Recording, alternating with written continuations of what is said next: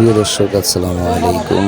আজকে চলে আসলাম সামরাজ মাছঘাট, যেটাকে বলে বাংলাদেশের বৃহত্তম ফিশারি ঘাটের একটা। ভোলা জেলার চরপশনের দক্ষিণ পূর্ব সাইডে অবস্থিত বিশাল এক মাছঘাট।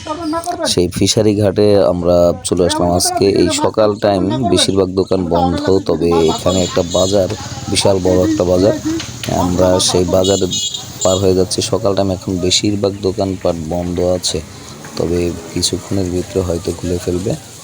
আমরা ভোর রওনা হয়েছি, এই ঘাটে চলে আসছি। এখানে প্রায় 110টির উপরে গদি আছে মাছ বিক্রি করার মতো।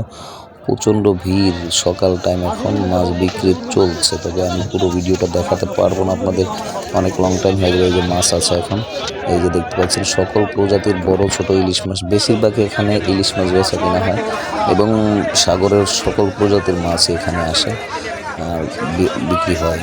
সকল মাছ এখান থেকে ঢাকায় পাচার হয়ে যায়। ঢাকার উদ্দেশ্যেই কিনে বেশিরভাগ ক্রেতারা ঢাকায় নিয়ে যায়, ব্যবসায়ীরা, বড় বড় ব্যবসায়ী।